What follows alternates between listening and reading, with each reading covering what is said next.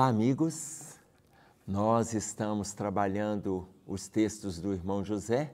Claro que eu espero que vocês estejam bem para que nós possamos fazer isso juntos, tanto no movimento de estudo, quanto de avaliação, esclarecimento e mais estudo, ok? Nós vamos trabalhar o capítulo Absolvição, que é o capítulo 84 do livro Pai. Perdoa-lhes. Absolvição. Sabe o que é absolver?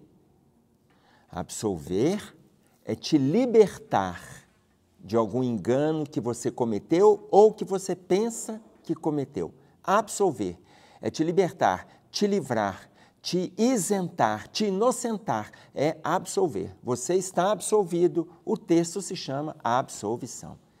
Entre fazer e errar e não fazer com medo de errar, é preferível fazer. Olha que bacana essa primeira colocação que ele diz para a gente neste capítulo. Entre fazer e errar e não fazer com medo de errar, é preferível fazer. E aqui é interessante que nós nos atentemos para fugirmos do medo. Por quê? Ele coloca aqui. Espera aí que eu abri outra página. Não é essa? Absolvição. Com medo de errar? Olha, o medo, ele paralisa. A Narcisa, conversando com André Luiz, no livro Nosso Lar, quando o governador vai chamar o André, ele não chama o André Luiz, ele coloca pelo sistema de alto-falante que tem lá na cidade Nosso Lar, quando a Segunda Guerra está acontecendo, ele chama ele fala que ele precisa de 30 mil espíritos para fazer o sistema de segurança da cidade de Nosso Lar, para evitar as invasões que determinadas entidades intencionam fazer para tumultuar o trabalho da cidade de Nosso Lar.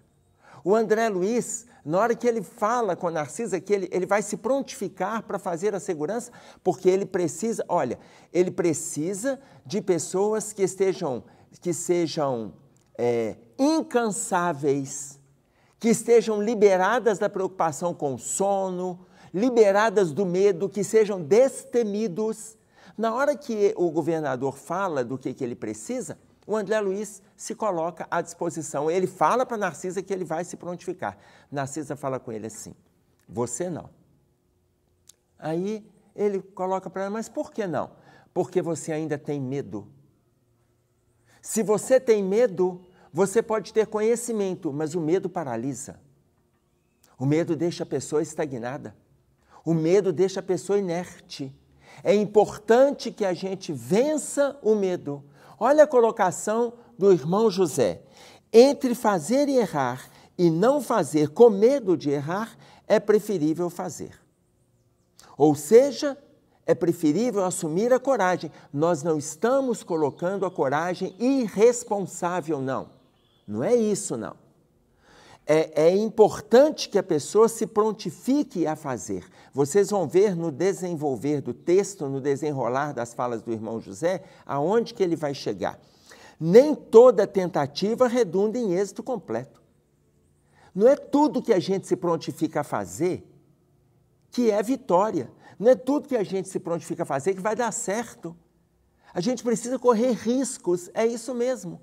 Um risco responsável, avaliativo, consciente. Então, é importante que haja riscos, mas nem toda tentativa redunda em êxito completo, não significa que não terá algum êxito. Não significa. Teremos êxito. Lembram quando nós já fizemos a referência sobre a questão das invenções, que a gente falou a respeito da luz elétrica? Lembram quando nós falamos da experiência vou me lembrar, quando ele passa lá 700 vezes fazendo a experiência sobre as invenções?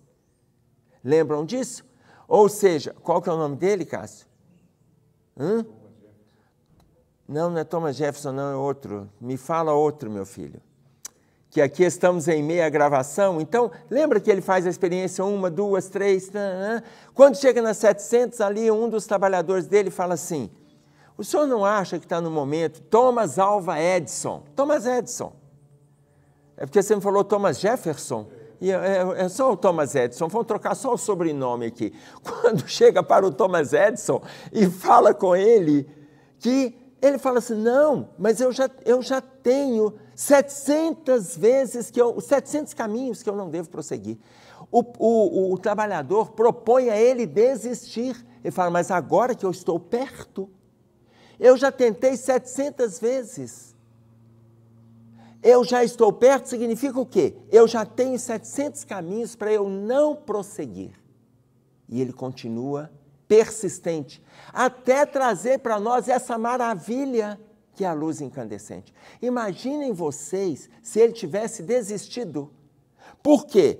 Porque nem toda tentativa redunda em êxito completo. Se ele tivesse desistido após 700 vezes, e ele continuou, dizem que ele foi mais de 1000 vezes nesse processo. Então, imaginem vocês para chegarmos a essa resposta, hoje beneficiando bilhões de pessoas. Mas tem que tentar. Aí, o irmão José diz assim, a luz da experiência, não raro, se acende em meio às sombras de amarga decepção. A luz da experiência, não raro, se acende em meio às sombras de amarga decepção. Todo mundo tem uma proposta interna. Todo mundo tem um desejo, todo mundo tem uma meta, todo mundo tem uma vontade de prosseguir, de conquistar. Todos nós temos. Ora, se todos nós temos, a luz da experiência, não raro, se acende em meio às sombras de amarga decepção. Erra, acerta, erra, acerta, erra, acerta. Ah, mas tem hora que a gente mais erra do que acerta. Olha, eu acabei de trazer o exemplo de Thomas Edison. Ainda que a gente mais erre do que acerta, não desistamos. É isso. Que a gente não desista de lutar. Que a gente não desista de fazer. A tua menor ou maior responsabilidade pelas tuas atitudes dependerá da intenção com que agiste. Qual é o seu foco? A menor ou maior responsabilidade da atitude vai depender de qual é o seu propósito, qual é a sua intenção. Se o propósito é de destruir, olha, a intenção é maliciosa, a intenção é perversa, a intenção é agressiva.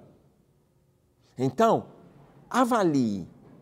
E aí ele diz, a tua menor ou maior responsabilidade vai depender daquilo que você está colocando como intenção, daquilo que nós estamos colocando como intenção de fazer.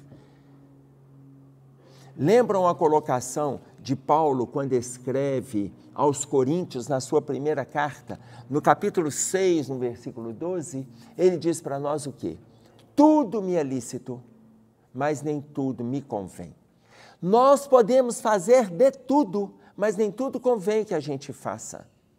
Agora, a menor ou maior responsabilidade da intenção daquilo que a gente faz vai depender do nosso estado íntimo. E é isso que ele está colocando. Por isso é que ele trabalha no texto a absolvição. A absolvição. Qual é a intenção de nós fazermos? Qual é o propósito? Tanto que no parágrafo anterior, ele fala para a gente da luz.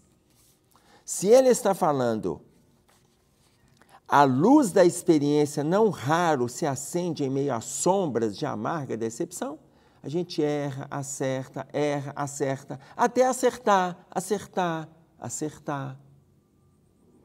Mas a luz da experiência vem em cima deste que a gente estuda lá na psicologia como ensaio e erro, que é o natural do ser humano. E aí ele diz assim, esmerando-te para sempre acertar, não deixes de fazer o que a vida te enseja oportunidade para tanto. Vida aqui está com V maiúsculo. Então veja, esmerando-te para sempre acertar, não deixes de fazer o que a vida te enseja oportunidade para tanto. Então não deixes de fazer aquilo que Deus te proporciona, aquilo que Deus te oportuniza para tanto. Não deixes de fazer. Isso significa o quê? Nós temos dificuldades. Todo mundo tem dificuldades. Todo mundo tem. Se nós nos atentarmos para esmerando-te sempre acertar, as dificuldades vão se diminuindo. Se nós nos atentarmos para isso. Agora, tem dificuldades? Tem. Todo mundo tem. Então, se nós prestarmos atenção na colocação de Sêneca, lembra um filósofo? A gente já fez referência a ele outras vezes aqui. Ele nasceu no ano 4 antes de Jesus, 4 antes de Cristo. Ele nasceu em Córdoba, na Espanha, e depois ele vai para a Itália. Tanto que ele é considerado o filósofo romano.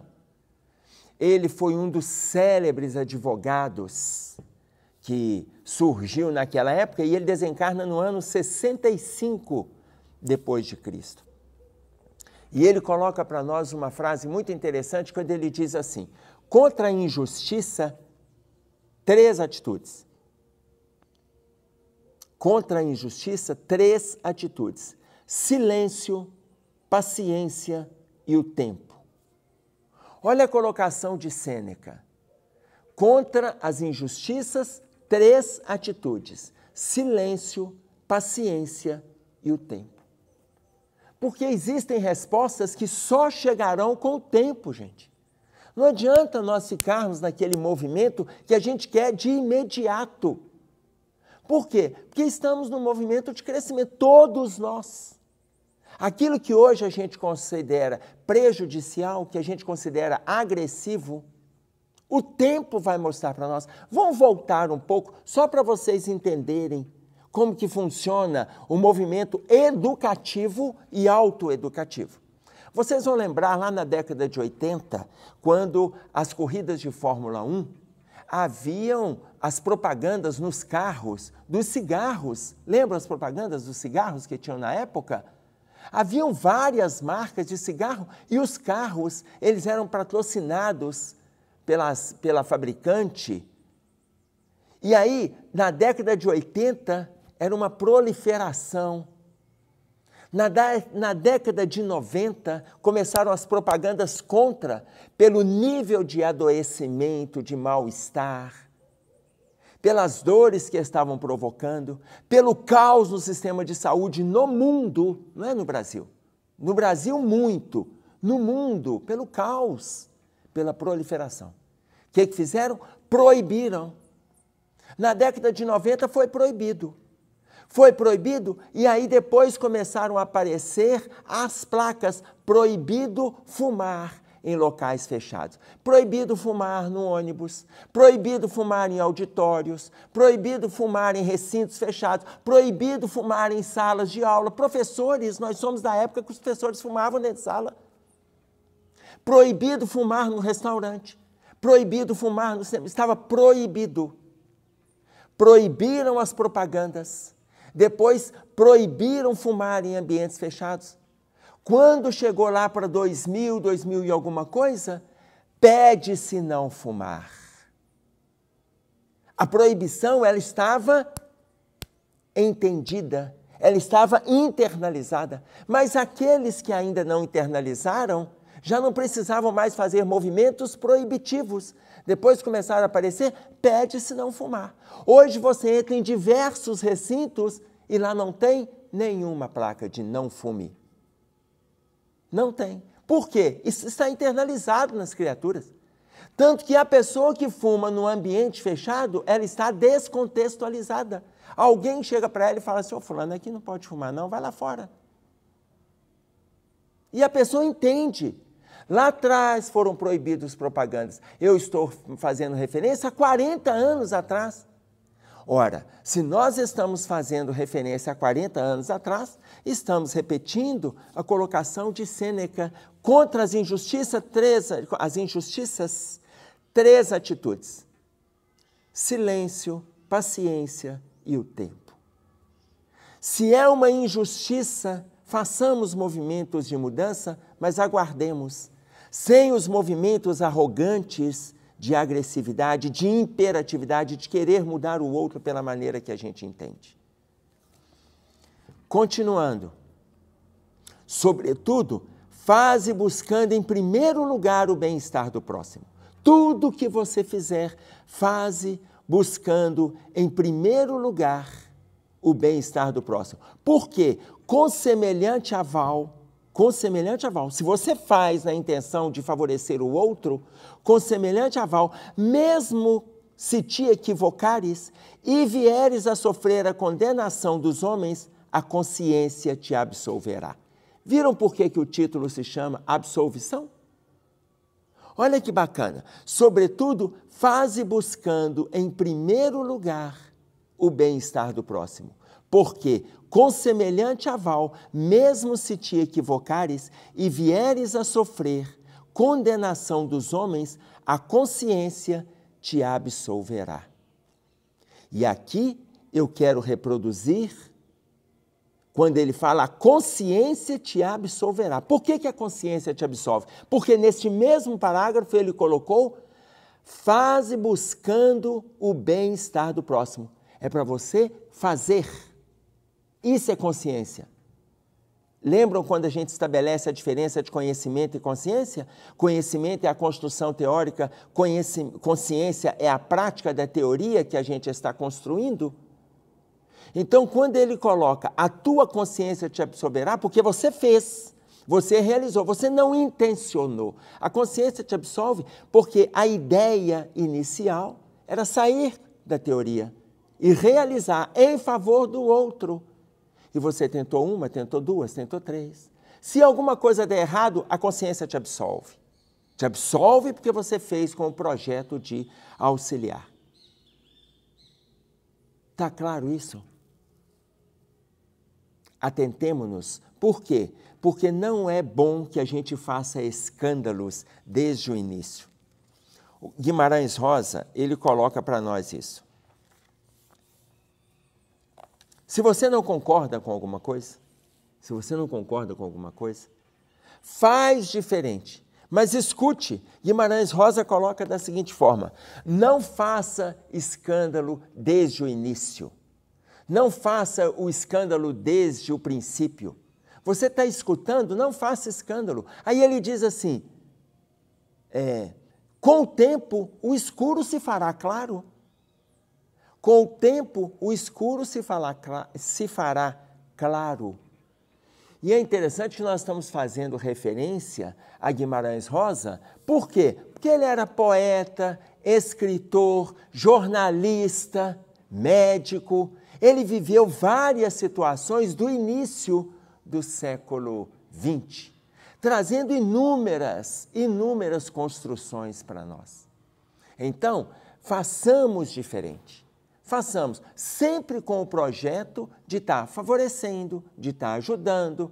Por quê? Porque se alguma coisa não der certo lá na frente, seremos absolvidos porque agimos. Porque agimos.